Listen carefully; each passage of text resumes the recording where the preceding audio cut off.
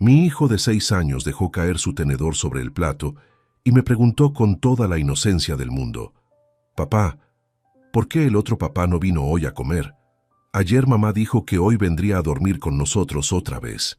En ese instante, escuché cómo mi esposa de 24 años dejaba caer su vaso de vino, estrellándose contra el suelo de la cocina. Antes de continuar, suscríbete al canal, activa la campanita porque todos los días tenemos nuevas historias, deja tu like y cuéntanos en los comentarios desde qué ciudad nos estás viendo. Me llamo Ignacio Serrano Vega. Tengo 52 años y trabajo como ingeniero industrial en una consultora de Barcelona. Durante 24 años, 3 meses y 16 días estuve casado con Montserrat Ruiz Campos. Pensaba que la conocía. Pensaba que habíamos construido algo sólido, inquebrantable. Pero esa noche del viernes 15 de marzo de 2023, todo lo que creía saber sobre mi vida se desmoronó en cuestión de segundos. Era un viernes tranquilo.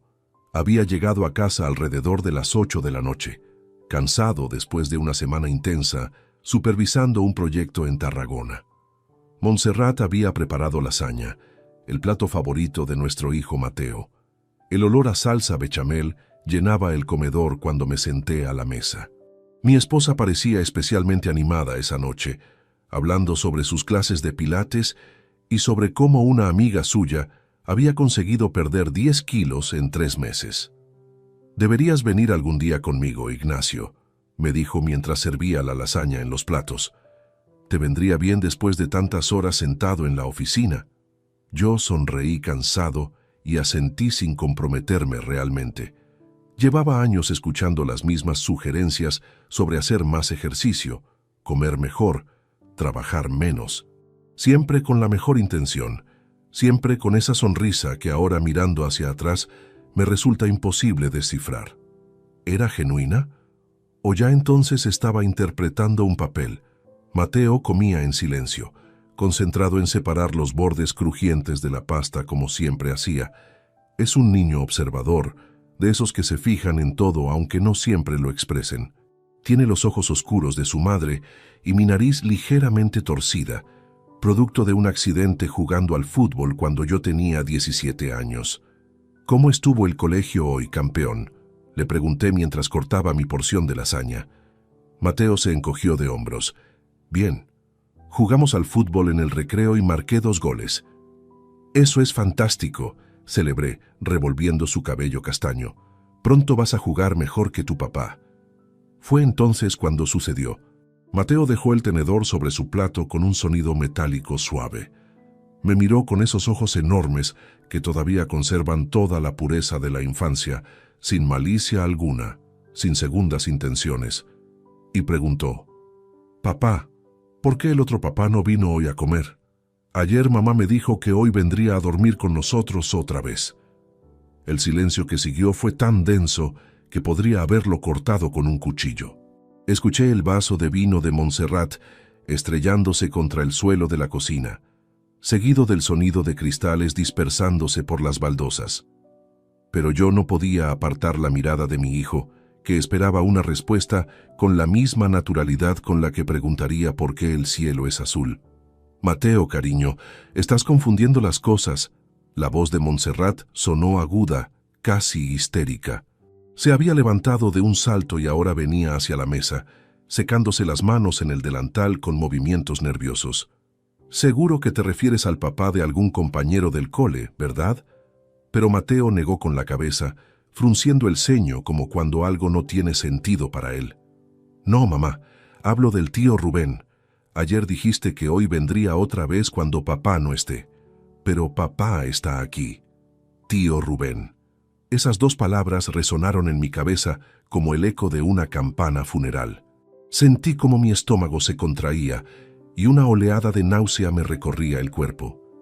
Mis manos comenzaron a temblar ligeramente, así que las coloqué sobre mis muslos bajo la mesa para que nadie lo notara. «Mateo, ve a tu habitación ahora». La voz de Montserrat era ahora dura, autoritaria. «Termina de cenar allí mientras papá y yo hablamos». «Pero mamá, ahora». Nuestro hijo tomó su plato, confundido por el tono de su madre, y se dirigió escaleras arriba hacia su habitación. Escuché sus pasos alejándose y luego el sonido de su puerta cerrándose. Solo entonces me permití mirar a mi esposa. Montserrat estaba pálida, completamente pálida. Sus manos temblaban mientras se sujetaba al respaldo de su silla. Durante unos segundos que parecieron eternos, ninguno de los dos dijo nada. Simplemente nos miramos a través de esa mesa donde habíamos compartido miles de comidas durante casi un cuarto de siglo. Ignacio, yo puedo explicar, comenzó, pero levanté mi mano pidiéndole silencio. ¿Quién es Rubén? Mi voz salió más calmada de lo que esperaba, fría, distante. Es el instructor de Pilates. Mateo está confundido, probablemente... No me mientas, Montserrat. Esta vez mi voz sí tembló. Nuestro hijo acaba de decir que ese hombre viene a dormir aquí cuando yo no estoy. ¿Quién diablos es Rubén? Ella se derrumbó en la silla, cubriéndose el rostro con las manos. Y en ese momento, sin necesidad de palabras, sin necesidad de confesión alguna, supe la verdad. La vi en sus hombros hundidos, en sus manos temblorosas, en el silencio que se extendió entre nosotros como un abismo imposible de cruzar. Esa noche no dormí. Me quedé sentado en el sofá del salón, con la mirada perdida en la oscuridad, mientras Montserrat permanecía encerrada en nuestra habitación. No lloré, no grité, simplemente permanecí allí, inmóvil, sintiendo cómo cada certeza que había construido durante 24 años se desmoronaba como un castillo de naipes bajo una ráfaga de viento. Y mientras las primeras luces del amanecer comenzaban a filtrarse por las ventanas, tomé una decisión. Necesitaba saber toda la verdad antes de hacer cualquier movimiento. Los siguientes 3 días fueron un infierno silencioso. Montserrat intentó hablar conmigo el sábado por la mañana, pero le dije que necesitaba tiempo para pensar. Ella asintió con los ojos enrojecidos y se encerró en el cuarto de invitados. Yo me quedé en el salón, fingiendo ver la televisión mientras mi mente reproducía una y otra vez cada detalle de los últimos meses. Fue como si alguien hubiera encendido una luz en una habitación oscura donde yo había estado caminando a ciegas durante casi un año. Cada pequeña incoherencia, cada excusa, cada cambio sutil en su comportamiento que había ignorado o justificado, ahora cobraba un significado completamente diferente. Todo había comenzado en julio de 2022. Recuerdo la fecha exactamente porque fue cuando Montserrat anunció que quería mejorar su salud y se inscribió en un gimnasio exclusivo cerca de la Diagonal. 3 sesiones semanales de pilates, siempre los lunes, miércoles y viernes, a las 7 de la tarde. Al principio me pareció excelente. Llevaba años pidiéndole que hiciera más actividad física, que saliera de casa, que tuviera sus propios espacios. Es importante que cada uno tenga sus hobbies, le había dicho yo mismo, animándola. ¡Qué idiota fui! Las clases duraban 2 horas y, según ella, salía de casa a las 6:30 y regresaba pasadas las 9:30. Es que después nos quedamos charlando en el vestuario, explicaba con una sonrisa. Ya sabes cómo son las mujeres. Empezamos a hablar y perdemos la noción del tiempo. Yo asentía concentrado en mis proyectos laborales, confiando ciegamente. Pero ahora, sentado en ese sofá con la mirada perdida, recordé algo que me heló la sangre. En septiembre, apenas 2 meses después de comenzar esas clases, Montserrat empezó a llegar a casa con el cabello húmedo, pero perfectamente peinado. «Me ducho en el gimnasio», decía. «Tienen unas instalaciones magníficas». Lo curioso es que antes, durante los primeros meses, siempre llegaba sudorosa y se duchaba en casa. ¿Por qué ese cambio? La respuesta ahora me resultaba obvia y nauseabunda. Revisé mentalmente otros detalles. En octubre compró ropa interior nueva. Lencería cara que jamás usó conmigo. «Es para sentirme bien conmigo misma», argumentó cuando encontré las bolsas de compra. «Una no se viste bonita solo para los demás, Ignacio». Sonaba tan feminista, tan emancipado, que yo simplemente sonreí y le di un beso en la frente como el imbécil condescendiente que era. En noviembre cambió su perfume. Durante 18 años había usado el mismo, un aroma floral suave que yo le regalaba cada cumpleaños. Pero de repente apareció con una fragancia diferente, más intensa, más seductora. Necesitaba un cambio, dijo encogiéndose de hombros, y yo, por supuesto, no vi ninguna alarma. Diciembre fue particularmente duro cuando lo analicé en retrospectiva. Durante la cena de Navidad con mis padres, Montserrat apenas me dirigió la palabra. Estuvo todo el tiempo pegada a su teléfono, sonriendo de vez en cuando ante la pantalla. «Es mi prima Rosa», explicó cuando mi madre le preguntó. «Está enviando fotos de su bebé nuevo». Mi madre había fruncido el ceño, pero no dijo nada más. Ahora me pregunto si ella también había notado algo que yo, cegado por la confianza, simplemente no quise ver. Pero lo peor, lo absolutamente devastador, fue recordar las menciones de mi hijo sobre ese tal Rubén. Y no fue solo una vez. Mateo había mencionado ese nombre al menos 4 veces en los últimos meses, y yo simplemente no había prestado atención.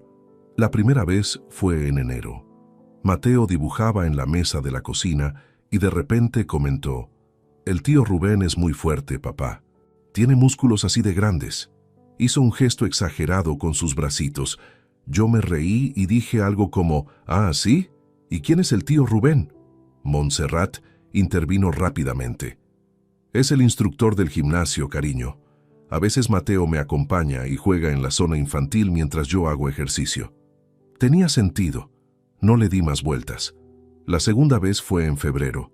Llegué a casa temprano un viernes y encontré a Mateo viendo la televisión. «¿Dónde está mamá?», pregunté. «Salió con el tío Rubén a comprar verduras», respondió sin apartar la vista de sus dibujos animados. Cuando Montserrat llegó media hora después, efectivamente traía bolsas del supermercado. «Me encontré con el instructor en el mercado», explicó. «Vive por la zona y me ayudó a cargar las bolsas hasta el coche». Una explicación perfectamente razonable. O eso pensé. Las otras 2 menciones fueron igual de inocentes en apariencia, igual de fáciles de racionalizar. Hasta ahora.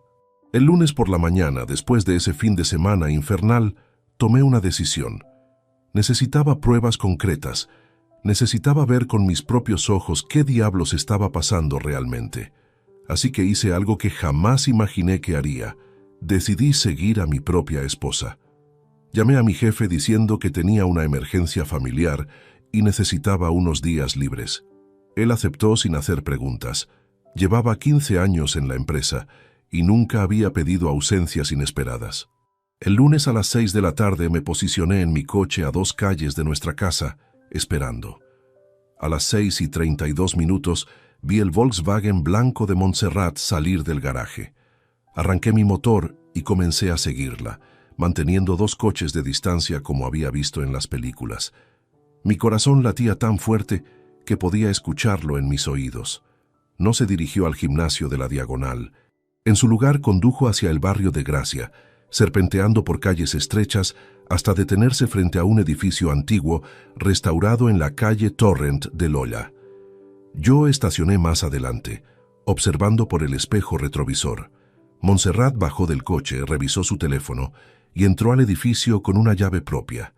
No tocó el interfono. Tenía llave. Me quedé allí durante 3 horas y media. A las 10:07 la vi salir. Su cabello estaba perfectamente arreglado. Su ropa impecable. Pero había algo en su lenguaje corporal que lo decía todo. Esa manera relajada de caminar. Esa sonrisa satisfecha en su rostro que no había visto dirigida hacia mí en años.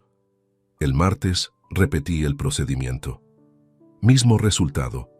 Mismo edificio. Misma expresión en su rostro al salir.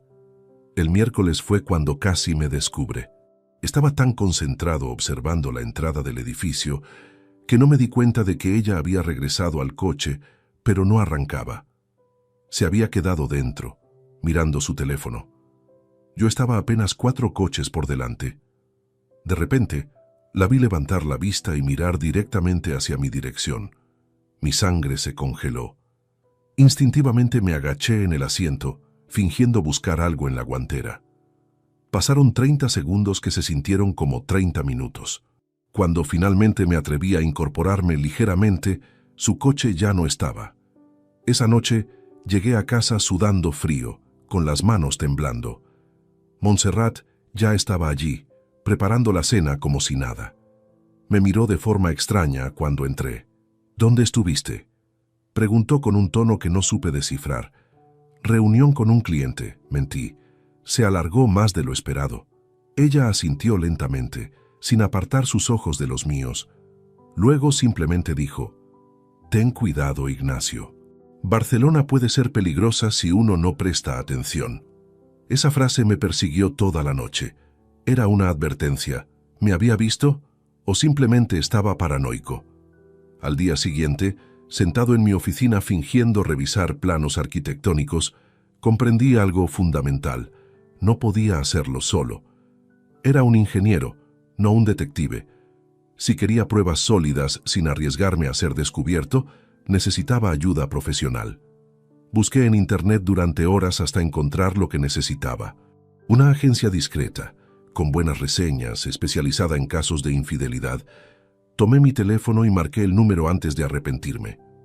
La oficina de Félix Morales estaba en un tercer piso sin ascensor en el barrio de Sants. Subí las escaleras con la respiración entrecortada, no tanto por el esfuerzo físico, sino por los nervios que me carcomían el estómago. La placa junto a la puerta decía simplemente: «Investigaciones privadas, F. Morales». Toqué 2 veces.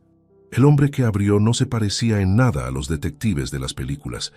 Félix Morales tenía unos 60 años, calvicie pronunciada, gafas de lectura colgando de una cadena al cuello y aspecto de contador jubilado.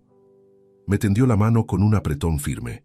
«Señor Serrano, adelante, ¿café o agua?» «Agua, por favor». Su despacho era modesto pero ordenado. Archivadores metálicos alineados contra una pared, un escritorio antiguo de madera oscura, 2 sillas gastadas frente a él. En la pared colgaban varias certificaciones y una fotografía en blanco y negro de lo que parecía ser Barcelona en los años 70. Me senté y durante los siguientes 20 minutos le conté todo. La pregunta de mi hijo en la cena, las sospechas, los 3 días siguiendo a Montserrat, el edificio en Gracia. Él tomaba notas en una libreta con letra minúscula, interrumpiéndome ocasionalmente para aclarar fechas o detalles específicos. «¿Tiene fotografías del edificio?», preguntó sin levantar la vista de sus anotaciones. «No, no se me ocurrió». «Matrícula del vehículo de ella». Le di el número. Él lo escribió. Nombre completo de su esposa y fecha de nacimiento: Montserrat Ruiz Campos, 17 de mayo de 1975. Félix cerró su libreta y me miró directamente a los ojos por primera vez en la conversación. «Señor Serrano, necesito que entienda algo. Lo que voy a encontrar probablemente confirmará sus peores temores. Muchos clientes me contratan esperando secretamente estar equivocados, pero en 25 años haciendo esto, puedo contar con una mano las veces que el cónyuge sospechoso resultó ser inocente. ¿Está preparado para eso?». Tragué saliva. «Necesito saber la verdad. Toda la verdad». «Bien, mis honorarios son 2.400 euros. Mitad ahora, mitad al entregar el informe. Incluye seguimiento durante 10 días, fotografías, vídeos si es posible, y un documento detallado con fechas, horas y localizaciones. ¿Le parece aceptable?». Saqué mi chequera personal, no la conjunta. Firmé uno por 1.200 euros y se lo entregué. Él lo guardó en un cajón sin siquiera mirarlo. «Una última cosa, señor Serrano. Durante la investigación, su vida debe continuar con absoluta normalidad. Nada de confrontaciones, nada de comportamientos extraños, nada de seguimientos por su cuenta. Si ella sospecha que está siendo vigilada, cambiará sus patrones y perderé la oportunidad de documentar evidencias sólidas. ¿Puede hacerlo? ¿Puedo intentarlo? No. Necesito que pueda hacerlo con certeza. O trabajamos así, o no trabajamos». «De acuerdo, lo haré». Salí de esa oficina con una mezcla de alivio y terror. Había puesto en marcha algo irreversible. Ya no había vuelta atrás. Los siguientes 12 días fueron los más largos de mi vida. Cada mañana me levantaba, desayunaba con Montserrat y Mateo como si nada pasara. Me iba a trabajar, cumplía con mis obligaciones laborales, regresaba a casa y cenaba en familia. Sonreía cuando debía sonreír, hablaba cuando debía hablar. Me acostaba junto a ella cada noche, manteniendo mi lado de la cama, sin tocarla pero sin mostrar rechazo evidente. Fue como vivir dentro de un teatro, donde yo era el único actor consciente de que todo era una farsa. Montserrat, por su parte, parecía más relajada que en semanas. Supongo que interpretó mi silencio cordial como aceptación, como el fin de cualquier sospecha que hubiera podido tener. El 8º día de investigación recibí un mensaje de Félix. Progreso significativo. Necesito 3 días más. Respondí simplemente, de acuerdo. El día 12, un martes lluvioso de finales de marzo, Félix me llamó a las 4 de la tarde. Tengo el informe completo. ¿Puede venir a mi oficina mañana a las 10 de la mañana? ¿Puedo ir ahora mismo? No. Mañana a las 10. Necesita estar descansado y preparado para lo que va a ver. Créame. Esa noche apenas probé bocado durante la cena. Montserrat preguntó si me sentía bien. Le dije que probablemente había comido algo en mal estado al mediodía. Ella me preparó una manzanilla y me mandó a descansar temprano. La ironía de su preocupación maternal me revolvió el estómago más que cualquier supuesta indigestión. A las 9:58 de la mañana siguiente estaba tocando la puerta de Félix Morales. Esta vez no me ofreció agua ni café. Simplemente señaló la silla frente a su escritorio, donde había una carpeta marrón abultada. Antes de abrir eso, dijo con voz grave, necesito advertirle que contiene imágenes explícitas. No pornográficas, pero sí íntimas. Si prefiere que yo le resuma el contenido verbalmente primero, ábrala. Félix deslizó la carpeta hacia mí. La abrí con manos que apenas temblaban, sorprendido de mi propia calma aparente. La primera página era un resumen ejecutivo mecanografiado. Lo leí de corrido, sintiendo cómo cada línea era una puñalada. Sujeto vigilado, Montserrat Ruiz Campos. Periodo de vigilancia, 22 de marzo al 2 de abril de 2023. Conclusión. El sujeto mantiene relación extramatrimonial con Rubén Ortega Navarro, 43 años, instructor de fitness. Encuentros documentados, 9 en periodo de vigilancia. Localización habitual. Apartamento propiedad de Ortega en calle Torrent de Loya. Número 47, tercero segunda. Duración promedio de visitas, 3 horas 20 minutos. Nota crítica.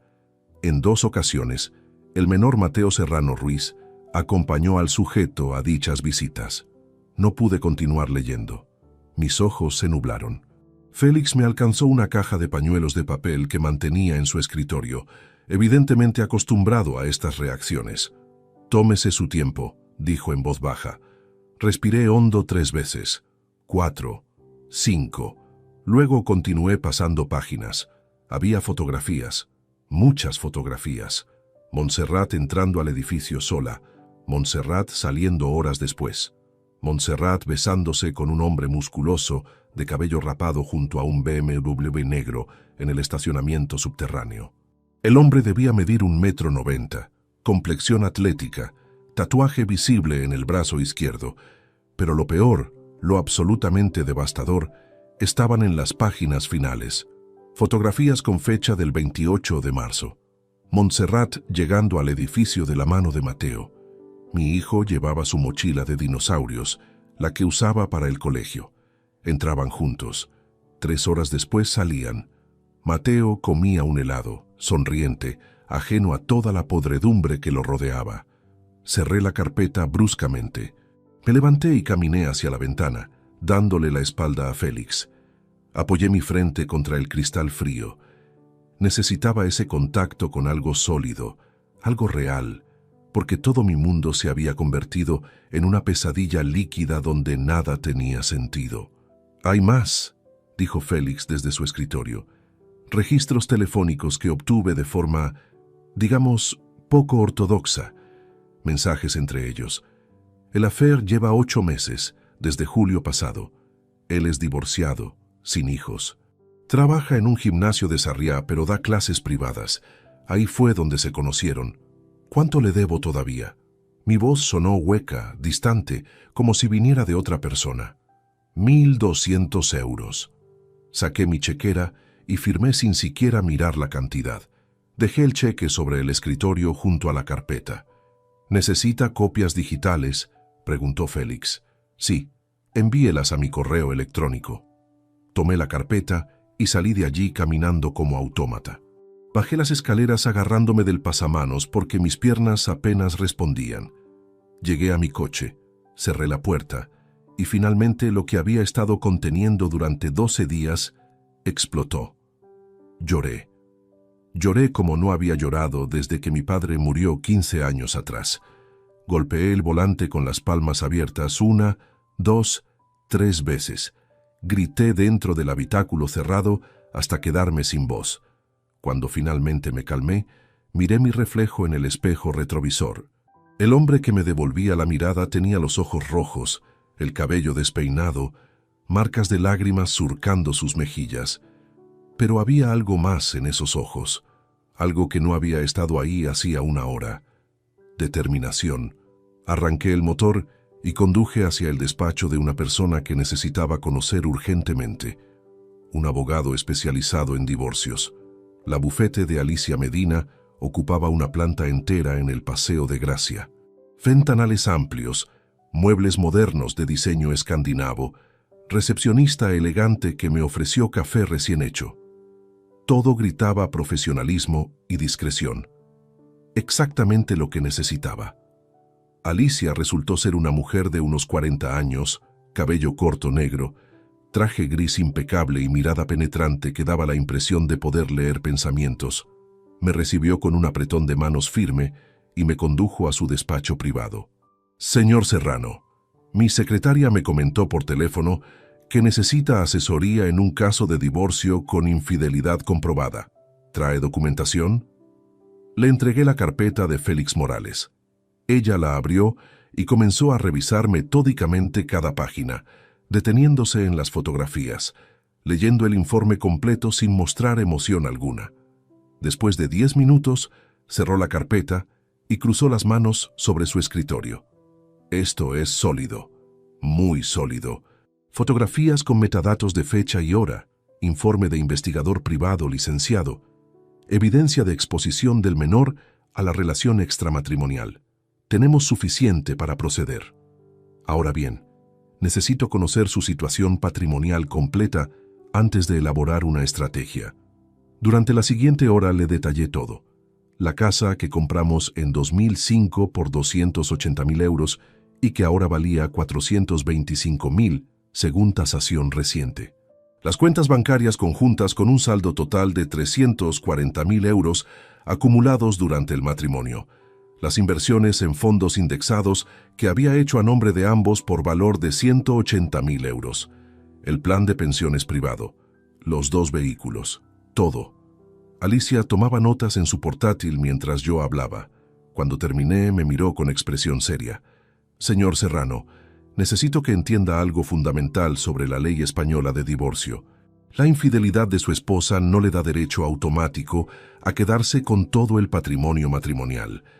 Ese es un mito común.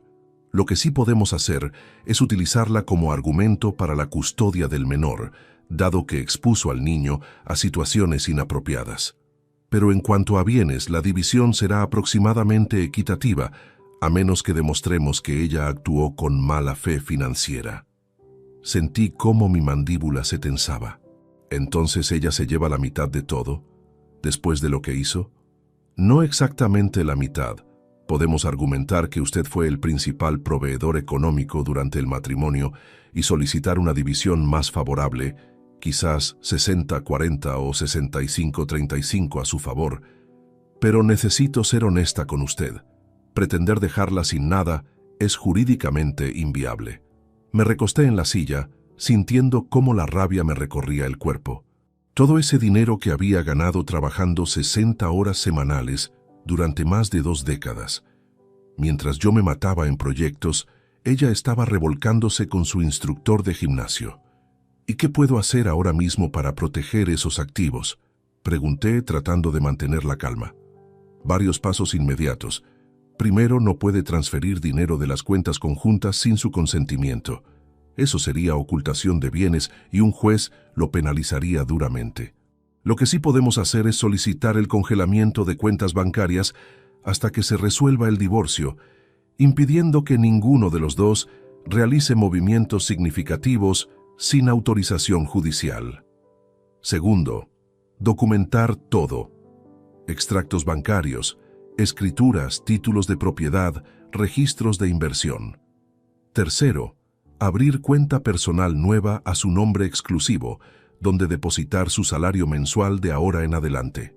Cuarto, eliminar su acceso a tarjetas de crédito conjuntas.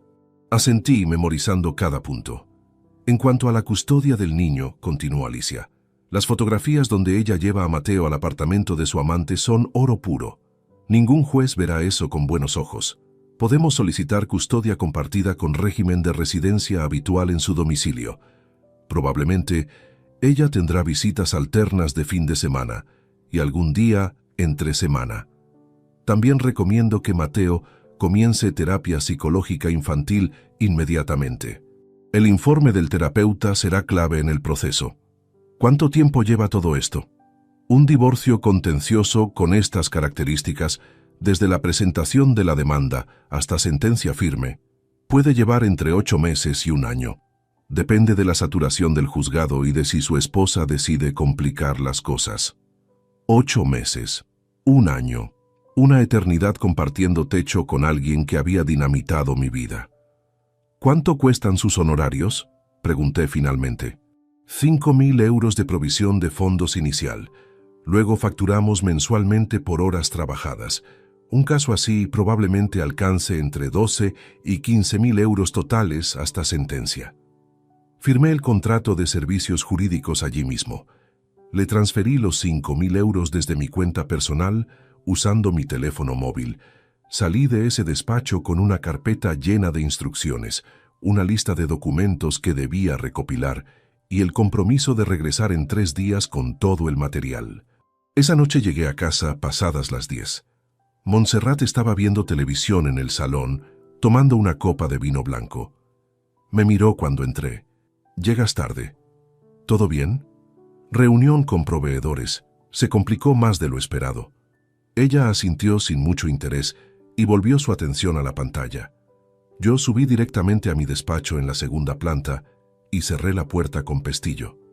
Encendí el ordenador y comencé la tarea de recopilar cada documento financiero de los últimos 5 años. Extractos bancarios, declaraciones de impuestos, facturas, contratos de inversión. Todo. Trabajé hasta las 3 de la madrugada. Cuando finalmente apagué el ordenador, mis ojos ardían por el cansancio. Bajé a la cocina para beber agua y ahí fue cuando me derrumbé. Me senté en el suelo frío de baldosas con la espalda apoyada contra los armarios y comencé a llorar en silencio. No era la rabia explosiva de días atrás, era algo más profundo. Era el dolor puro de comprender que 24 años de mi vida habían sido una mentira, que la mujer con la que había construido un hogar, con la que había criado un hijo, con la que había planeado envejecer, era en realidad una desconocida capaz de traicionar de la forma más cruel posible. Por primera vez, desde que todo comenzó, me permití dudar. ¿Valía la pena todo esto? ¿Valía la pena destruir completamente a Montserrat? ¿No sería más sencillo simplemente perdonar, mirar hacia otro lado, mantener la familia unida por el bien de Mateo? Pero entonces recordé esas fotografías. Mi hijo de 6 años entrando al apartamento del amante de su madre. Mi hijo siendo usado como tapadera, como accesorio en ese teatro sórdido. Mi hijo aprendiendo sin saberlo que mentir está bien, que traicionar está bien, que no hay consecuencias para las acciones. Me sequé las lágrimas con la manga de mi camisa, me levanté del suelo, bebí 2 vasos de agua de un tirón.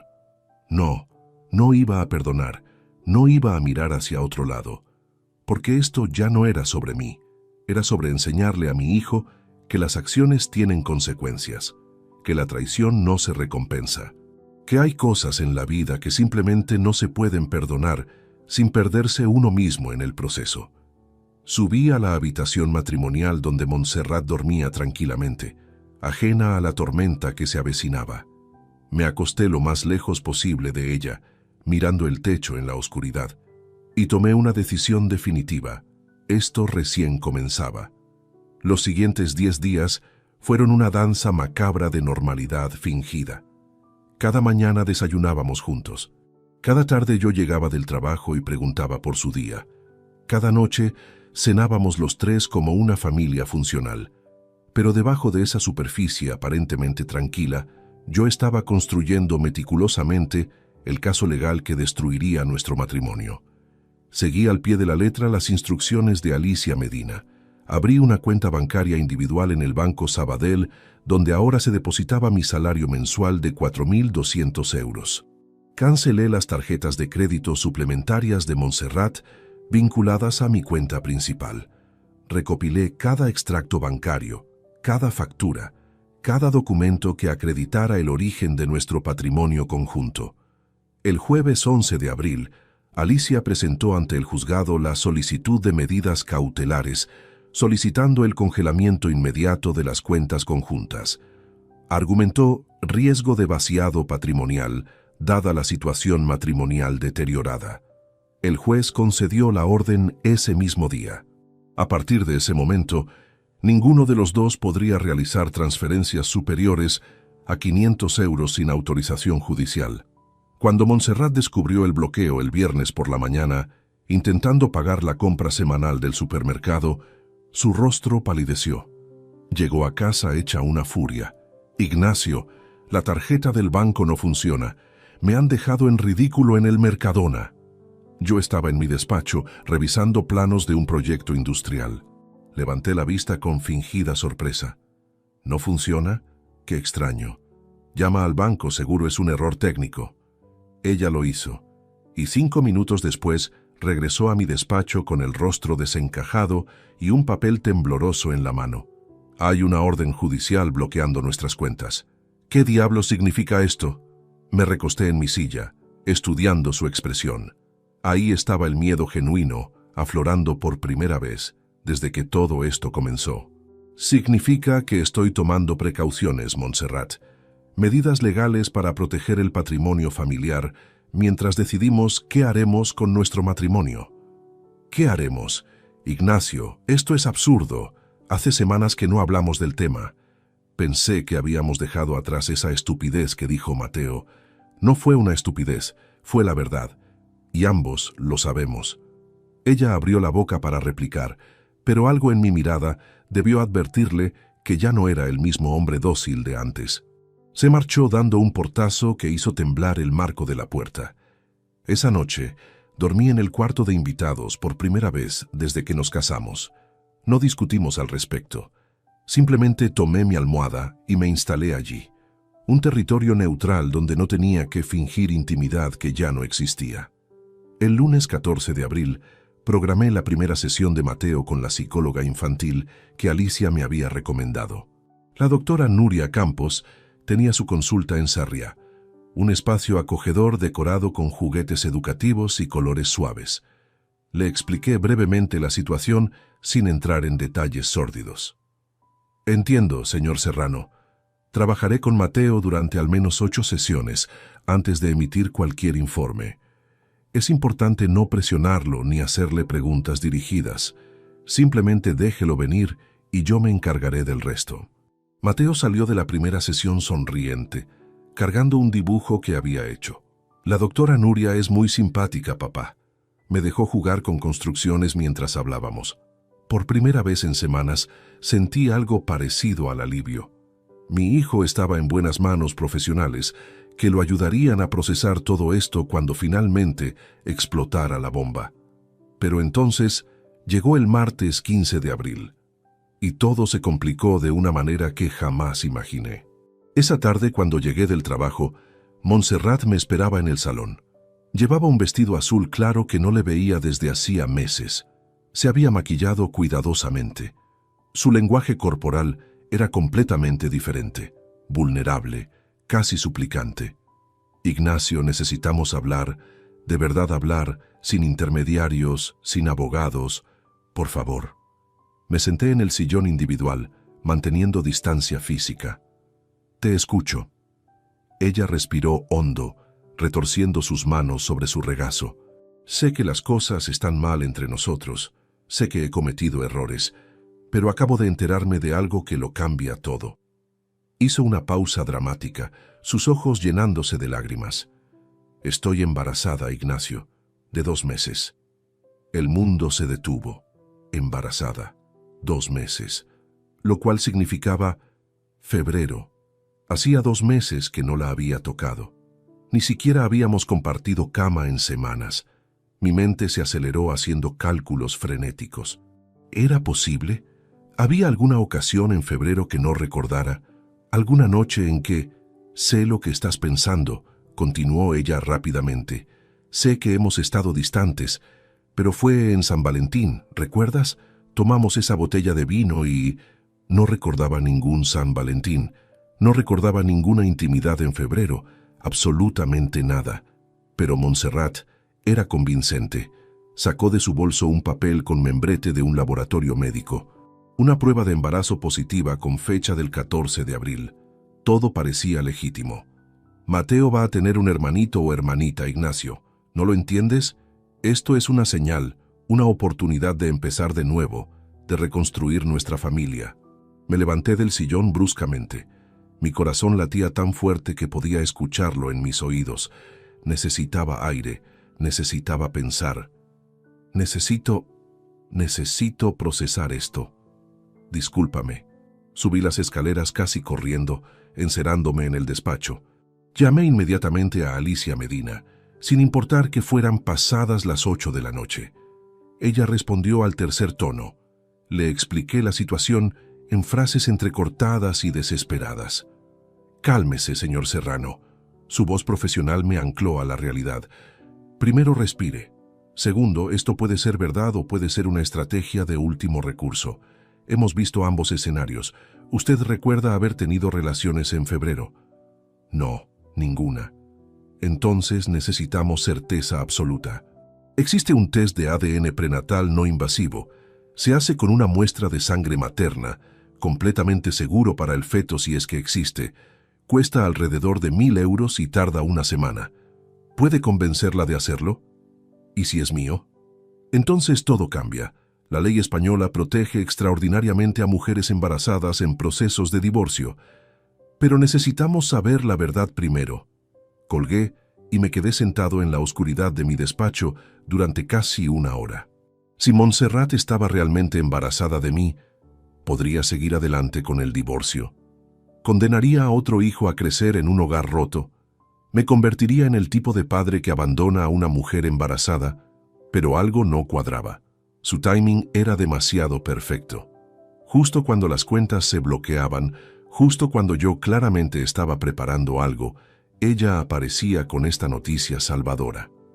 Bajé al salón donde ella seguía esperando, ahora con Mateo dormido en su habitación. Si estás embarazada, dije con voz controlada, necesitamos confirmación médica completa, test de paternidad prenatal incluido, no negociable. Su rostro se endureció por un segundo antes de volver a la máscara de vulnerabilidad. ¿No confías en mí ni siquiera en esto? No, ya no confío en ti en nada. Esa noche sellé mi destino. O descubriría que era padre nuevamente, o confirmaría que mi esposa era aún más manipuladora de lo que había imaginado. Durante los siguientes 4 días, Montserrat evitó el tema del test de paternidad como si fuera radiactivo. Cada vez que yo lo mencionaba, ella cambiaba de conversación o inventaba alguna excusa. Necesito encontrar la clínica adecuada, decía. O, primero quiero hablar con mi ginecólogo. O simplemente, dame tiempo, Ignacio, esto es muy estresante para mí. Pero yo ya no era el hombre paciente de antes. El sábado 19 de abril, durante el desayuno, coloqué sobre la mesa un sobre que contenía toda la información del laboratorio GeneDiag en el Eixample, especializado en pruebas prenatales no invasivas. Ya está todo programado, anuncié mientras untaba mantequilla en mi tostada. Lunes a las 10 de la mañana. Solo necesitas llevar tu DNI. Yo pagaré los 1.000 euros directamente en el laboratorio. Montserrat dejó su taza de café a medio camino hacia sus labios. Su rostro perdió todo el color. Es demasiado pronto. Estos tests no son fiables hasta... Son completamente fiables desde la 7ª semana. Según tus cuentas, ya estás en la 10ª. No hay excusa médica válida. Ella apretó los labios formando una línea fina. Pude ver cómo su cerebro trabajaba frenéticamente, buscando alguna salida, alguna manera de esquivar lo inevitable. ¿Y si me niego? ¿Y si decido que esto es humillante y degradante? Me recosté en mi silla, sosteniéndole la mirada sin pestañear. Entonces asumiré que estás mintiendo y procederé con el divorcio inmediatamente. Sin contemplaciones, sin negociaciones. Alicia presentará la demanda el martes. Tú eliges. Mateo estaba en el salón viendo dibujos animados, ajeno a la guerra fría que se desarrollaba en la cocina. Montserrat miró hacia donde estaba nuestro hijo. Luego volvió sus ojos hacia mí. Por primera vez vi algo nuevo en su expresión. Derrota anticipada. Está bien, susurró finalmente. Iré el lunes. Pero el domingo por la noche, cuando regresé de llevar a Mateo al cine, encontré a Montserrat en el salón con el rostro descompuesto y un pañuelo arrugado en la mano. Me miró con ojos enrojecidos. Perdí el bebé, anunció con voz quebrada. Esta tarde. Empecé con sangrado abundante. Fui a urgencias del Hospital Clínic. Los médicos confirmaron un aborto espontáneo. Extendió hacia mí un papel arrugado. Un informe médico con el membrete del hospital. Lo tomé y lo leí detenidamente. Decía exactamente lo que ella afirmaba. Ingreso por urgencias a las 17:40. Diagnóstico de aborto espontáneo temprano. Paciente dada de alta a las 20:30. Debería haberme sentido devastado. Debería haber corrido a abrazarla, a consolarla. Pero algo en toda esa situación olía podrido. El timing. La conveniente pérdida justo 18 horas antes del test de paternidad. La manera en que me miraba, calibrando mi reacción. ¿Fuiste sola a urgencias?, pregunté con voz neutral. Sí. No quería preocuparte hasta saber qué estaba pasando. 4 horas en urgencias de un hospital y no me llamaste ni una sola vez. Mi teléfono se quedó sin batería. Cada respuesta sonaba ensayada, demasiado perfecta, demasiado preparada. Quiero hablar con el médico que te atendió. Ella parpadeó desconcertada. ¿Para qué? Para entender qué pasó, para saber si necesitas seguimiento, para conocer los riesgos en futuros embarazos. ¿Hay algún problema con eso? No, claro que no. Te daré su nombre mañana. Subí a mi despacho y llamé inmediatamente a Alicia Medina. Le expliqué la situación y le envié fotografía del informe médico por WhatsApp. Déjeme investigar esto, dijo ella después de un silencio prolongado. Tengo contactos en el Hospital Clínic. Dame 24 horas. Las siguientes 24 horas fueron las más tensas desde que todo esto comenzó. Montserrat se comportaba como viuda de sí misma, languideciendo en el sofá con expresión melancólica, aceptando con martirizado estoicismo su terrible pérdida. Yo la observaba desde la distancia, cada fibra de mi ser convencida de que estaba presenciando una actuación digna de un Goya. El martes 22 de abril, a las 3 de la tarde, mi teléfono vibró. Mensaje de Alicia. Venga a mi despacho ahora. Es urgente. Inventé una excusa sobre reunión de trabajo imprevista y conduje hacia el Paseo de Gracia con el corazón acelerado. Cuando entré a su oficina, Alicia tenía sobre su escritorio varios documentos y su expresión era de furia contenida. Señor Serrano, su esposa es una mentirosa extraordinariamente hábil. Ese informe médico es falso, completamente falsificado. Sentí como el suelo desaparecía bajo mis pies. ¿Cómo lo sabes? Tengo un contacto en administración del Hospital Clínic. Revisaron los registros de urgencias del domingo 19. No existe ningún ingreso a nombre de Montserrat Ruiz Campos. 0. Ni siquiera estuvo allí. Me dejé caer en la silla frente a su escritorio, procesando la magnitud de lo que acababa de escuchar. Pero el documento tiene el membrete oficial, los sellos.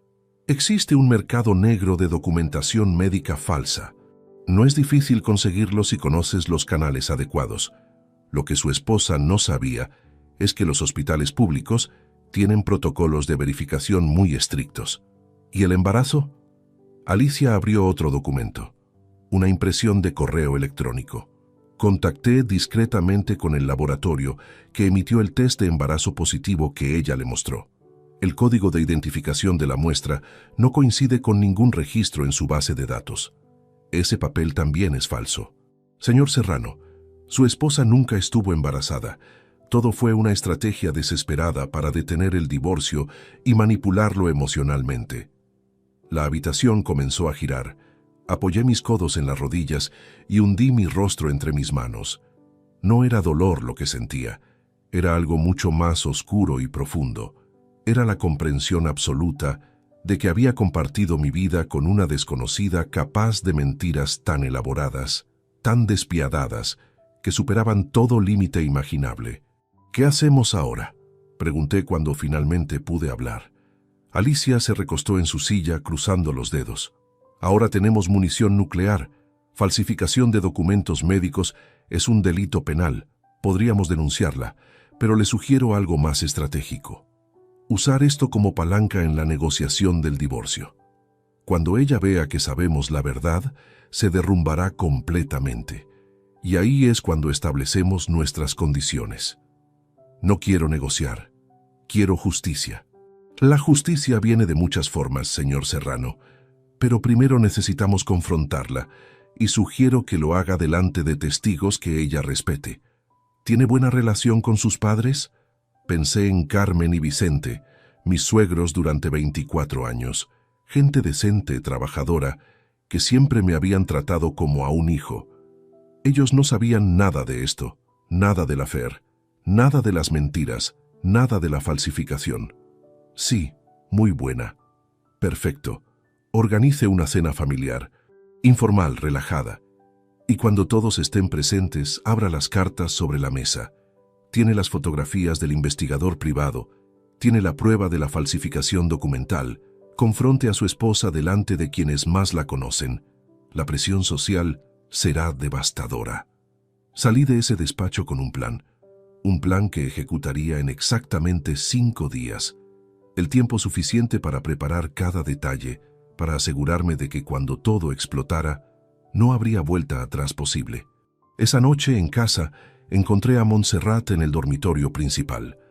La observé desde el umbral de la puerta. Seguía interpretando su papel de mujer destrozada por la pérdida. Y yo, por primera vez en semanas, sonreí. Llamé a Carmen, mi suegra, el miércoles 23 de abril por la mañana desde mi oficina. Elegí cuidadosamente mis palabras. Carmen, necesito pedirte un favor. ¿Podrías organizar una cena familiar este sábado en vuestra casa? Solo nosotros 4, sin Mateo. Hay temas importantes que debemos discutir sobre el futuro de la familia. Hubo un silencio al otro lado de la línea. Carmen era una mujer inteligente, con ese instinto maternal que detecta problemas antes de que exploten. ¿Está todo bien entre Montserrat y tú, Ignacio? Hablaremos el sábado, por favor, confía en mí. Es importante. Ella aceptó, aunque percibí la preocupación en su voz. Montserrat no sospechó nada cuando le mencioné la cena. Probablemente pensó que era otra de esas reuniones familiares rutinarias que habíamos tenido cientos de veces durante nuestro matrimonio. El sábado 27 de abril dejé a Mateo con mi hermana Gabriela, quien aceptó cuidarlo durante la noche sin hacer preguntas incómodas. A las 8 en punto llegamos a la casa de Carmen y Vicente en Sant Cugat, un chalet adosado que habían comprado después de jubilarse.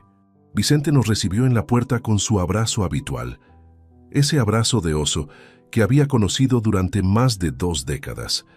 Carmen había preparado paella, el plato tradicional que cocinaba en todas las reuniones importantes. El olor a azafrán y marisco llenaba la casa. Durante los primeros 30 minutos todo transcurrió con normalidad superficial. Hablamos del tiempo, del nuevo gobierno municipal, de cómo Mateo estaba creciendo rápido. Montserrat participaba en la conversación con esa naturalidad ensayada que había perfeccionado durante semanas. Yo simplemente observaba, esperando el momento adecuado. Terminamos la cena alrededor de las 9:30. Carmen sirvió café y trajo tarta de Santiago casera al salón.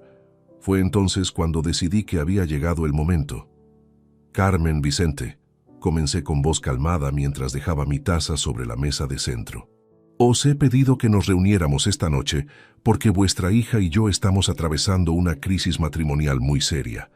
Y creo que como sus padres, merecéis saber la verdad completa antes de que tomemos decisiones definitivas. Montserrat se tensó visiblemente a mi lado en el sofá. Carmen y Vicente intercambiaron miradas preocupadas desde sus butacas individuales. Ignacio, no creo que este sea el momento, empezó Montserrat, pero levanté mi mano pidiéndole silencio. Durante los últimos 8 meses, continué sin apartar la mirada de mis suegros, Montserrat ha mantenido una relación extramatrimonial con un hombre llamado Rubén Ortega Navarro, un instructor de gimnasio de 43 años. El silencio que siguió fue tan denso que podría haberse cortado con cuchillo. Carmen llevó su mano a la boca, con los ojos abiertos como platos. Vicente se inclinó hacia adelante en su butaca, con el rostro enrojecido. «Eso es mentira», gritó Montserrat poniéndose de pie bruscamente. «Ignacio está inventando cosas porque está obsesionado con...». Saqué de mi maletín el sobre manila que había preparado cuidadosamente. Lo coloqué sobre la mesa de centro, justo entre mis suegros y nosotros. Lo abrí lentamente, extrayendo las fotografías una por una. Primera fotografía. Montserrat besando a Rubén junto a su BMW negro en un estacionamiento subterráneo. Fecha y hora impresas en la esquina inferior. 28 de marzo de 2023, 22:47 horas. Segunda fotografía. Montserrat entrando a un edificio de la mano de un hombre musculoso con cabeza rapada. Fecha, 24 de marzo de 2023, 19:15 horas. Tercera fotografía, la que más me dolía mostrar. Montserrat y Mateo entrando juntos al mismo edificio. Nuestro hijo llevaba su mochila de dinosaurios. Fecha, 28 de marzo de 2023, 18:30 horas. Carmen comenzó a llorar en silencio.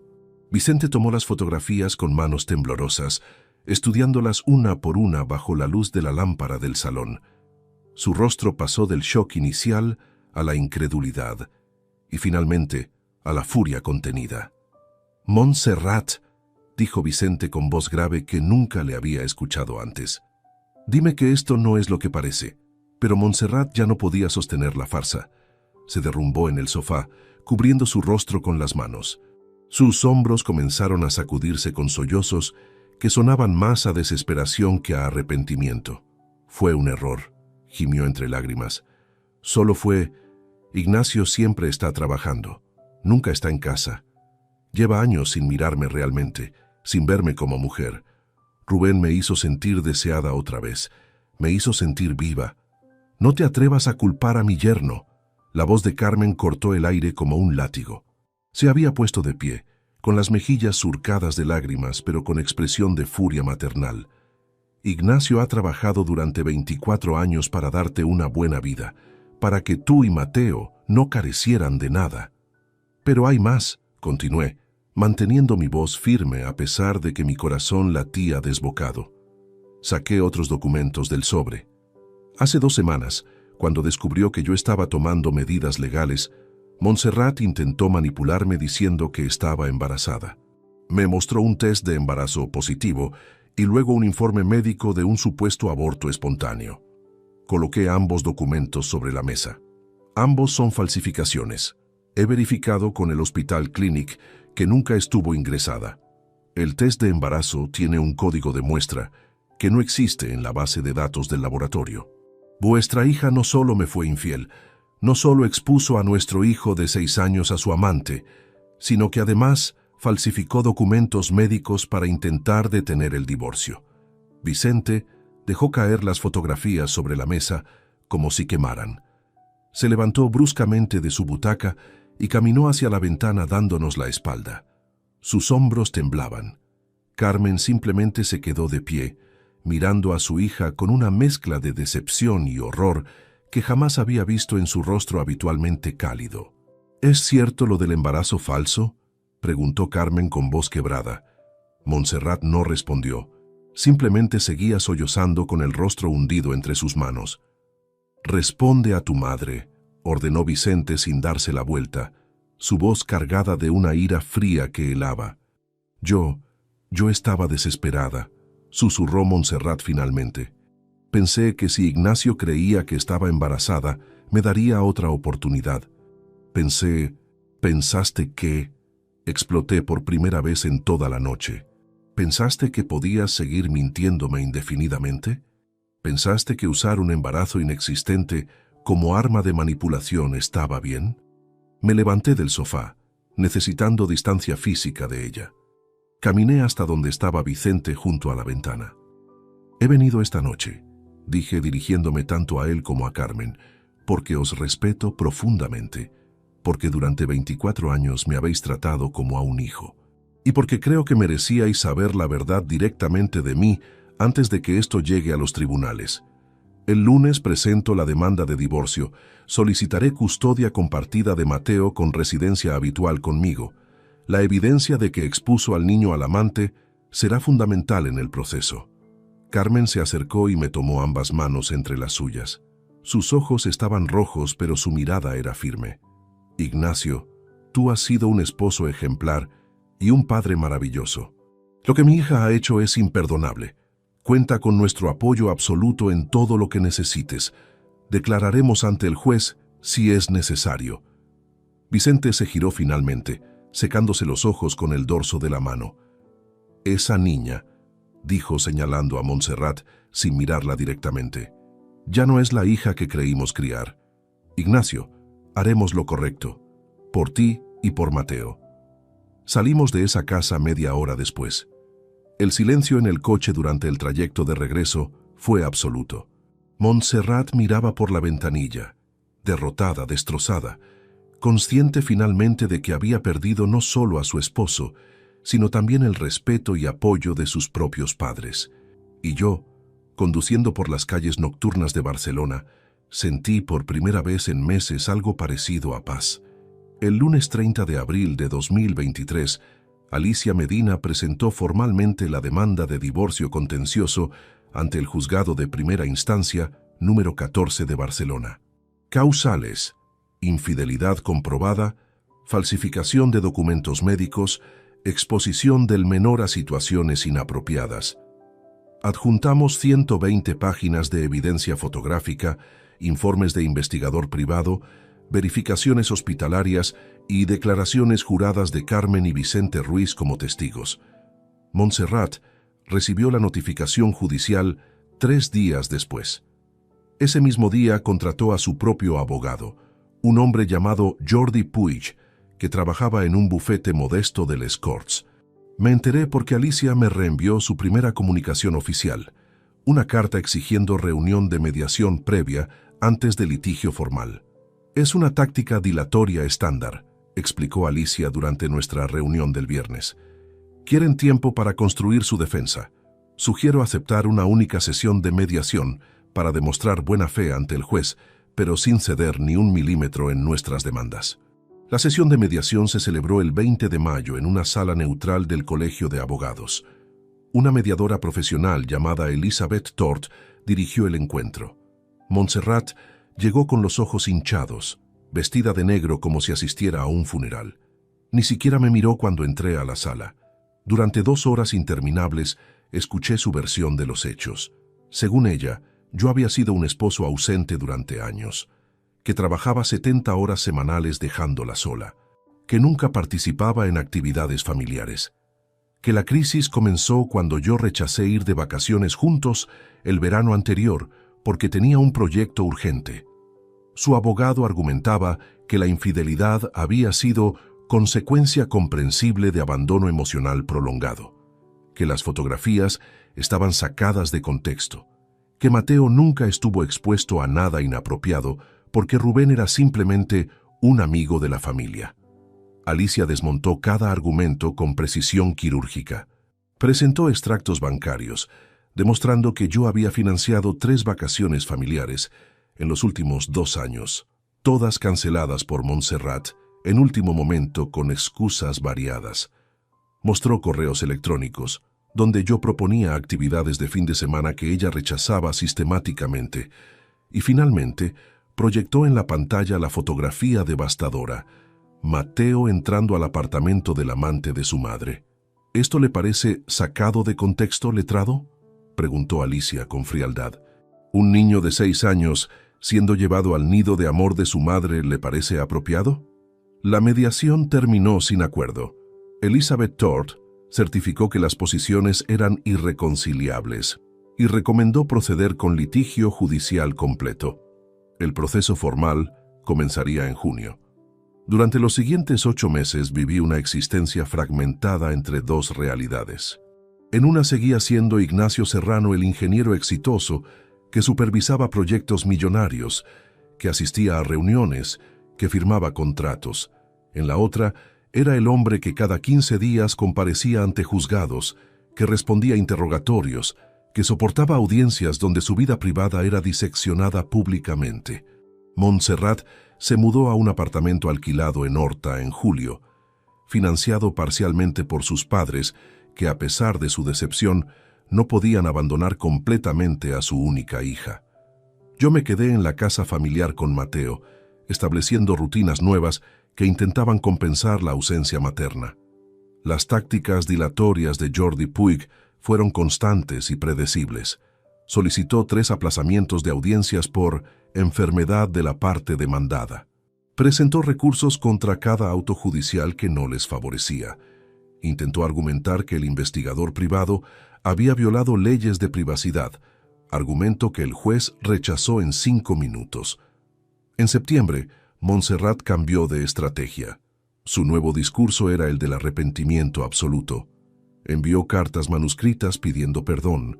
Apareció en mi oficina 2 veces intentando hablar, obligándome a llamar a seguridad. Mandaba mensajes de WhatsApp a las 3 de la madrugada llorando, suplicando otra oportunidad, prometiendo romper con Rubén definitivamente. Yo no respondí ningún mensaje, no tomé ninguna llamada. Toda comunicación pasaba exclusivamente a través de Alicia. Era la única manera de mantener mi cordura intacta. La evaluación psicológica de Mateo fue presentada en octubre. La doctora Nuria Campos había trabajado con mi hijo durante 6 meses y su informe de 43 páginas era demoledor para Montserrat. Describía cómo el niño mostraba confusión respecto a roles parentales, cómo había mencionado repetidamente sentirse incómodo en casa del tío Rubén, cómo asociaba las visitas a ese apartamento con secretos que mamá le pedía guardar.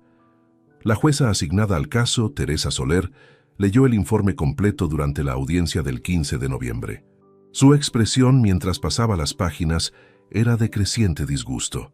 Cuando Jordi Puig intentó minimizar las conclusiones argumentando que todos los niños fantasean, la jueza lo interrumpió secamente. Letrado, este tribunal no tolera que se menosprecie la evaluación de una profesional con 20 años de experiencia en psicología infantil. Las conclusiones son claras y preocupantes. Continúe con su siguiente argumento o ceda el turno. En diciembre llegó la fase de división patrimonial. Los peritos tasadores confirmaron el valor de la casa en 425.000 euros. Las cuentas bancarias conjuntas sumaban 340.000. Las inversiones alcanzaban 180.000. Total patrimonio matrimonial, 945.000 euros. Jordi Puig exigía división equitativa, 472.500 para cada parte. Alicia contraargumentó que yo había aportado el 82% de los ingresos familiares durante el matrimonio, mientras Montserrat solo había trabajado medio tiempo durante 6 años antes de dejar por completo su empleo administrativo en 2010. Tras semanas de negociaciones agotadoras mediadas por la jueza Soler, se alcanzó un acuerdo. Yo retendría la vivienda familiar valorada en 425.000 euros. Montserrat recibiría 145.000 euros en efectivo de las cuentas e inversiones. El resto quedaría para mí. División aproximada, 65% para mí, 35% para ella. La sentencia de divorcio se dictó el 26 de enero de 2024. 8 meses completos desde la presentación inicial. La jueza Teresa Soler leyó el fallo en una sala donde solo estábamos los abogados, Montserrat y yo. Su voz era firme y profesional. Se declara disuelto el matrimonio entre Ignacio Serrano Vega y Montserrat Ruiz Campos. Régimen de custodia compartida con residencia habitual del menor en domicilio paterno. Régimen de visitas maternas, fines de semana alternos y jueves de 17 a 21 horas. División patrimonial según acuerdo previo, sin pensión compensatoria dadas las circunstancias. Firme en 30 días, si no hay apelación. Montserrat no apeló. No tenía fuerzas, no tenía recursos, no tenía argumentos que no hubieran sido ya destruidos. Salí de ese juzgado oficialmente divorciado después de 24 años y 9 meses de matrimonio. Libre, destrozado, pero finalmente libre. El primer fin de semana que Mateo pasó con su madre después del divorcio fue el 3 de febrero de 2024. Lo dejé frente al portal de su nuevo apartamento en Horta, un viernes a las 6 de la tarde. Mi hijo llevaba su mochila pequeña con ropa para 2 días, su peluche favorito y expresión de incertidumbre en el rostro. «¿Vendrás a buscarme el domingo, papá?», preguntó aferrándose a mi mano. «Claro que sí, campeón. A las 7 en punto estaré aquí. Y si necesitas cualquier cosa, me llamas, ¿de acuerdo?», asintió y subió las escaleras donde Montserrat lo esperaba con sonrisa forzada. Yo regresé al coche y conduje hacia casa sintiendo un vacío en el pecho que ninguna sentencia judicial podía llenar. Las primeras semanas de custodia compartida fueron mecánicas, robotizadas. Mateo iba y venía entre 2 hogares como equipaje humano. Los jueves por la tarde lo llevaba al apartamento de su madre durante 4 horas. Los viernes alternos se quedaba todo el fin de semana. Montserrat cumplía religiosamente con los horarios establecidos, probablemente aterrorizada de perder incluso ese régimen mínimo si violaba alguna norma. Pero algo no funcionaba. Lo notaba cada vez que Mateo regresaba de esas visitas. Llegaba más callado, más retraído. Durante las sesiones con la doctora Nuria, mi hijo comenzó a mencionar cosas que me helaban la sangre sin ser explícitamente alarmantes. «El tío Rubén vive con mamá ahora», comentó durante una cena de marzo. «Duerme en su cama. ¿Te sientes cómodo allí, Mateo?». Se encogió de hombros, ese gesto universal de los niños cuando no saben cómo expresar incomodidad. A veces discuten mucho. El tío Rubén se enoja cuando mamá llora. Yo me encierro en mi cuarto con los auriculares hasta que paran. Documenté cada comentario en un cuaderno que compartía con la doctora Nuria. No eran situaciones de peligro inmediato que justificaran intervención judicial, pero sí señales claras de un ambiente inestable emocionalmente. En abril, 3 meses después de iniciado el régimen de visitas, Mateo me hizo una pregunta que cambió todo. Era un miércoles por la noche. Yo estaba ayudándolo con sus deberes de matemáticas cuando dejó el lápiz sobre la mesa y me miró con esos ojos oscuros que tanto se parecían a los míos. «Papá, ¿puedo quedarme aquí este fin de semana también, aunque le toque a mamá?». Me quedé paralizado. Esta era territorio peligroso legalmente. La sentencia establecía régimen específico y yo no podía simplemente ignorarlo sin consecuencias. «Mateo, el juez decidió que pasaras tiempo con los dos. Tu mamá te quiere mucho y...». «Pero yo no quiero ir», me interrumpió con voz temblorosa. «En su casa todo es triste. Mamá siempre está llorando o discutiendo con el tío Rubén, y él me mira feo cuando le pido cosas. Aquí estoy mejor, papá. Por favor». Llamé inmediatamente a la doctora Nuria, solicitando sesión de emergencia. Ella recibió a Mateo esa misma tarde, y después me convocó a su despacho sin mi hijo presente. «Ignacio, Mateo está verbalizando claramente su preferencia por residencia exclusiva con usted. Legalmente, la opinión de un menor de 7 años es tomada en cuenta por los tribunales españoles, especialmente cuando hay informes psicológicos que la respaldan. Voy a documentar esto oficialmente». Contacté con Alicia Medina al día siguiente. Ella redactó una comunicación formal al juzgado solicitando modificación del régimen de custodia, basándose en el deseo expreso del menor y nuevos informes psicológicos. Incluimos copia certificada de las notas de la doctora Nuria. Mientras tanto, no podía simplemente retener a Mateo violando la sentencia. Eso me convertiría en el infractor. Así que seguí llevándolo según calendario establecido, pero ahora documentaba meticulosamente cada comentario, cada señal de malestar. Montserrat, por su parte, intensificó sus esfuerzos desesperados por mantener el interés de nuestro hijo. En mayo apareció con una PlayStation 5 que costaba 500 euros.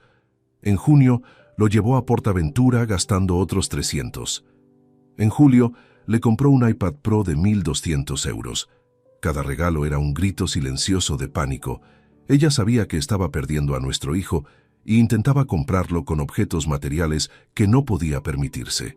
Los 145.000 euros que había recibido en el divorcio se evaporaban rápidamente en ese apartamento de Horta donde Rubén no aportaba prácticamente nada económicamente. La gota que derramó el vaso llegó en agosto. Mateo regresó de un fin de semana con su madre con moratón amarillento en el brazo izquierdo. Cuando le pregunté qué había pasado, comenzó a llorar. Me caí de las escaleras del edificio. El tío Rubén me empujó sin querer cuando estaba hablando por teléfono y caminando rápido. Mamá le gritó mucho después. Fotografié el moratón desde 4 ángulos diferentes. Llevé a Mateo al pediatra, quien certificó contusión leve en brazo izquierdo, compatible con caída, sin signos de maltrato intencional, pero recomendable supervisión situacional. Envié todo a Alicia inmediatamente. Ella presentó moción de urgencia ante el juzgado, audiencia programada para el 2 de septiembre. En esa audiencia, la jueza Teresa Soler escuchó durante 30 minutos el testimonio directo de Mateo.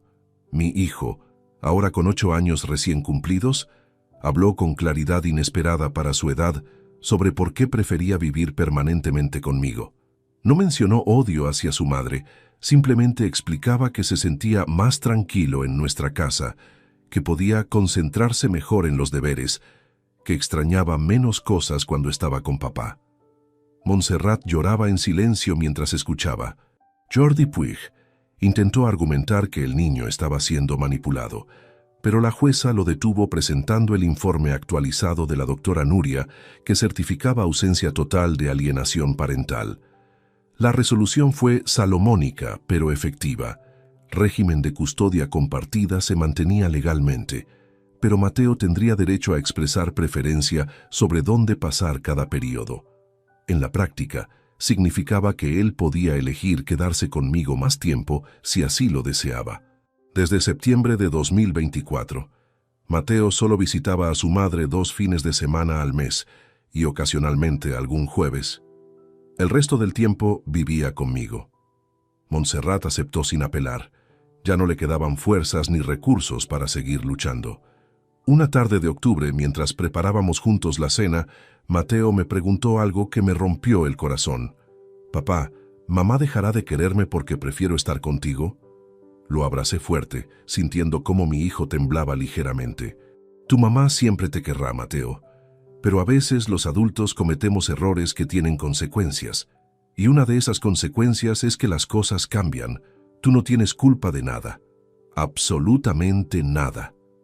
Esa noche, después de acostarlo, me senté en el salón vacío y permití finalmente sentir el peso completo de todo lo sucedido.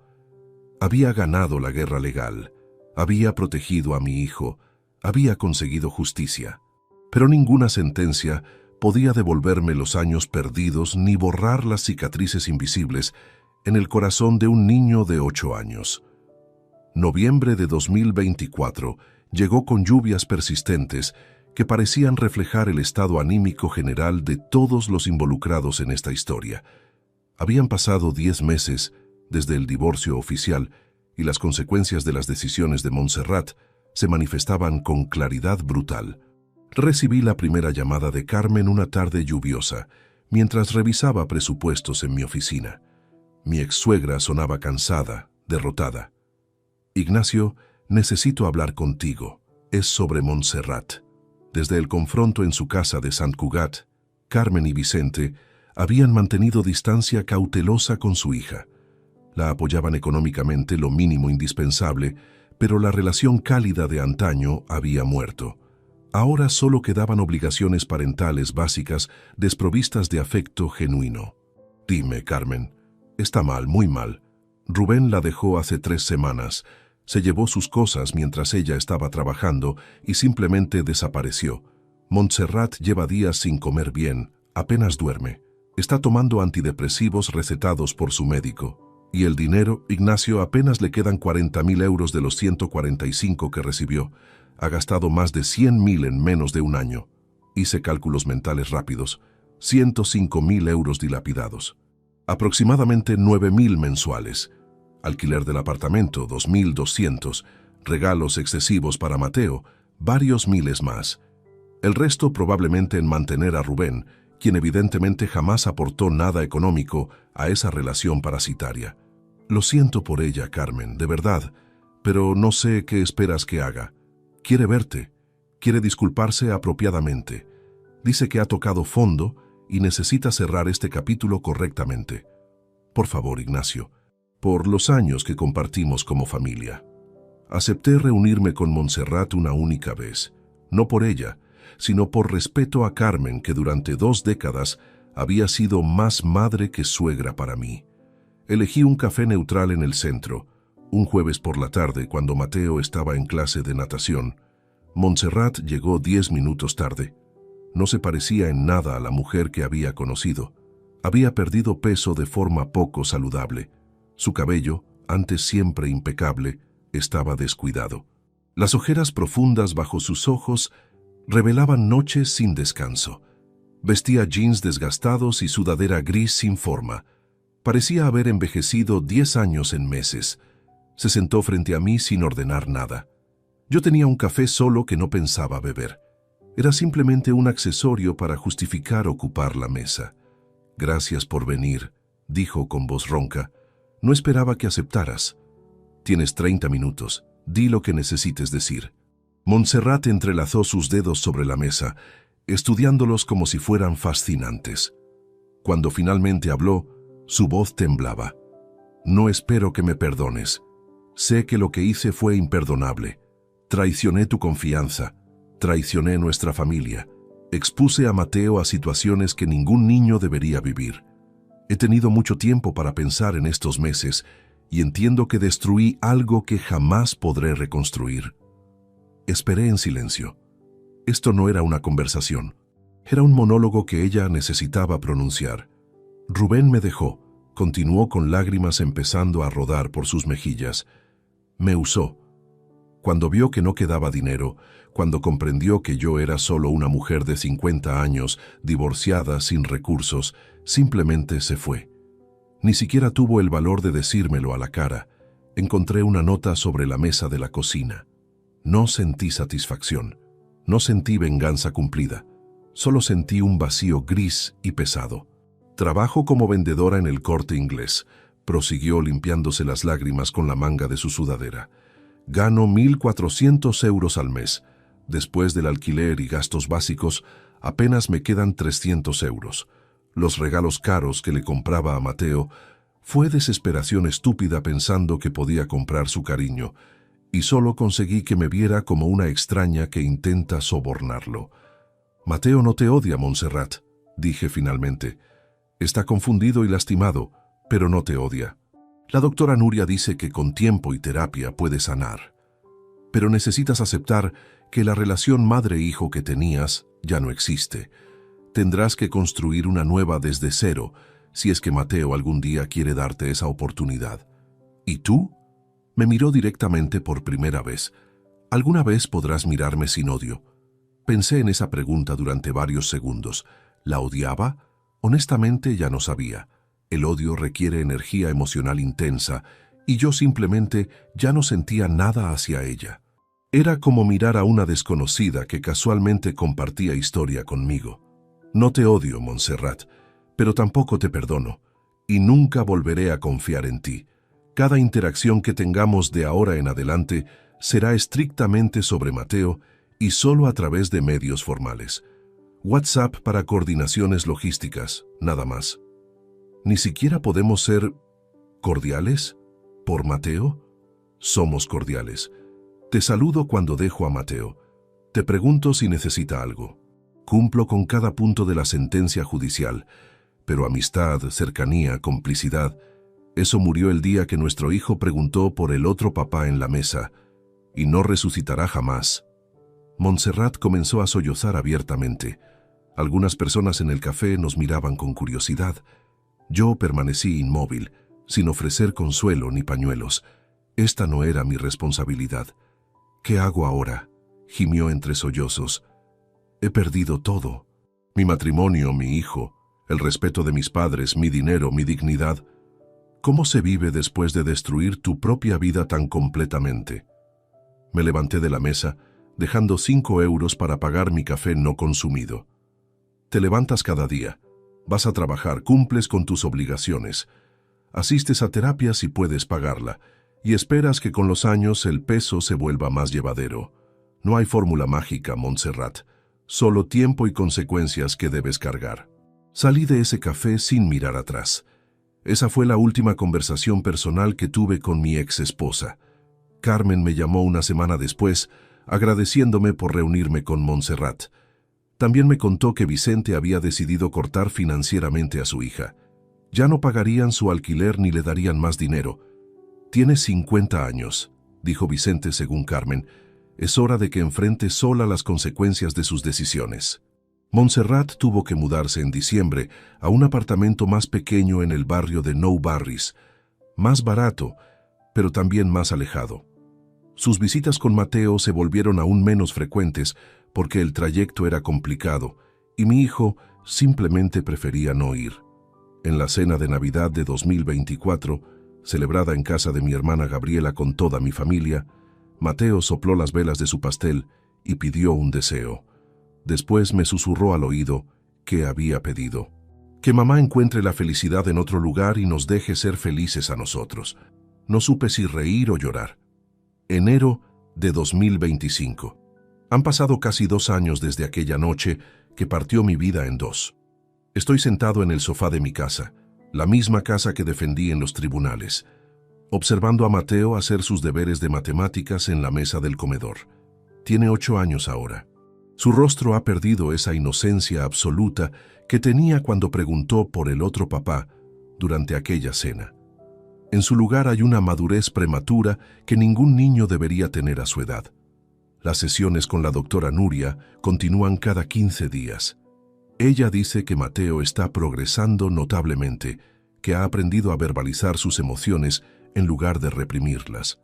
Pero también advierte que las cicatrices de presenciar la implosión de su familia nunca desaparecerán completamente. Simplemente se integrarán en quien él es, formando parte de su historia personal. Montserrat lo ve un fin de semana al mes, solo uno.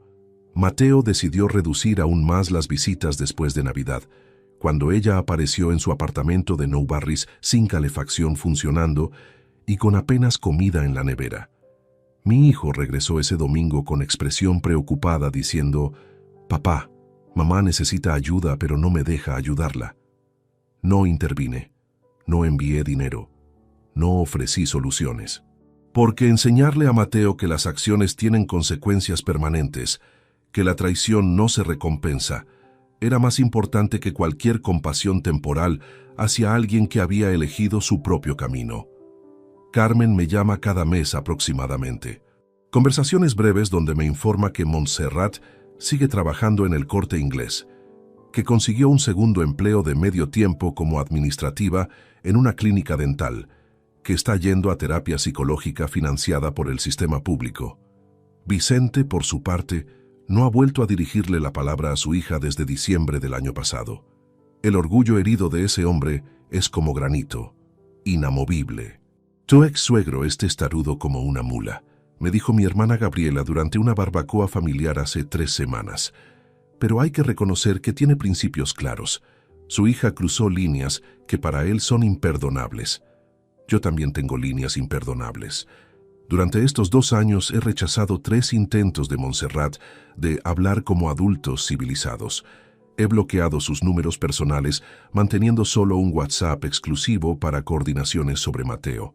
He construido muros emocionales tan altos que ningún sentimiento residual puede atravesarlos. ¿Me hace eso cruel?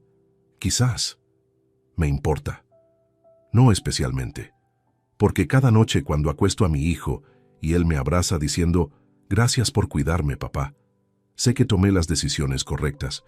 Cuando Mateo saca sobresalientes en el colegio porque finalmente vive en un ambiente estable. Cuando sonríe genuinamente jugando al fútbol con sus amigos sin esa sombra de confusión en sus ojos. Cuando duerme toda la noche sin pesadillas. Esos momentos justifican cada euro gastado en abogados, cada hora en juzgados, cada lágrima derramada en soledad. La casa vale ahora 480.000 euros, según última tasación. El mercado inmobiliario de Barcelona sigue escalando. Mis inversiones recuperaron el valor perdido y crecieron un 22% el año pasado. Profesionalmente, conseguí un ascenso en mayo convirtiéndome en director regional de proyectos, con salario de 6.000 euros mensuales. Materialmente, salí victorioso de esta guerra, pero las victorias tienen costos invisibles que ningún balance financiero refleja. Ya no confío instintivamente en las personas. Cada nueva relación potencial pasa por filtros exhaustivos de verificación. Las dos mujeres que intentaron acercarse románticamente en este tiempo se encontraron con un hombre fundamentalmente cambiado, incapaz de ese abandono emocional que caracteriza relaciones saludables. Ambas se marcharon después de semanas frustradas tratando de penetrar mis defensas. «Ignacio, vas a terminar solo si no bajas la guardia», me advirtió mi hermana después de que la segunda candidata renunciara. «No todas las mujeres son Montserrat». Lo sé. Racionalmente lo entiendo. Pero 22 meses no alcanzan para deshacer el daño de descubrir que alguien con quien compartiste 24 años es capaz de mentiras tan elaboradas. El embarazo falso, los documentos médicos falsificados, la frialdad de llevar a nuestro hijo de 6 años al apartamento de su amante. Esos actos no se olvidan simplemente porque el tiempo pase. A veces, en las noches de insomnio, que todavía me visitan ocasionalmente, me pregunto si pude haber manejado todo diferente. Si confrontarla privadamente en lugar de con sus padres habría sido más humano. Si pelear tanto por el patrimonio fue necesario o simplemente venganza disfrazada de justicia. Si estoy enseñándole a Mateo resiliencia o rencor. Pero luego recuerdo esas fotografías. Mi hijo entrando al nido de la traición, y las dudas se evaporan. Montserrat perdió todo. Su matrimonio, el 80% del tiempo con su hijo, el respeto de su familia, 105.000 euros dilapidados, su dignidad, su estabilidad. Trabaja 12 horas diarias para mantener un apartamento diminuto, donde su propio hijo prefiere no estar. Rubén la usó y descartó cuando el dinero se acabó. Sus amigas de antes, esas con quienes almorzaba y comentaba sobre sus clases de pilates, desaparecieron al conocer la verdad. Vive ahora en el infierno que construyó ladrillo por ladrillo con cada mentira, cada traición, cada decisión egoísta que priorizó placer momentáneo sobre responsabilidad familiar. Siento lástima, a veces en destellos fugaces, pero luego esa lástima se disuelve recordando que las consecuencias son maestras implacables y algunos aprendizajes requieren dolor proporcional al daño causado. Mateo me llama desde el comedor. «Papá, ¿me ayudas con este problema de fracciones?» Me levanto del sofá y camino hacia él, dejando atrás estos pensamientos oscuros, porque esto es lo que importa ahora. Este niño que necesita ayuda con matemáticas, estas rutinas diarias que construyen estabilidad. Este hogar donde él puede simplemente ser niño, sin secretos que guardar. Gané la guerra. Pero las guerras, incluso cuando victoriosas, dejan cicatrices permanentes en todos los soldados. Y yo, Ignacio Serrano Vega, ingeniero de 54 años, padre soltero, hombre que ya no confía ciegamente en nadie, cargo esas cicatrices como recordatorio. Nunca más volveré a ser el hombre ingenuo que creía que 24 años de matrimonio garantizaban lealtad. Aprendí que las personas cambian, o quizás simplemente revelan quienes siempre fueron cuando las circunstancias les permiten quitarse las máscaras. Si te gustó esta historia, Dale like al video, suscríbete al canal y comparte tus impresiones en los comentarios. Para escuchar la próxima historia, haz clic en la caja de la izquierda. Gracias por vernos.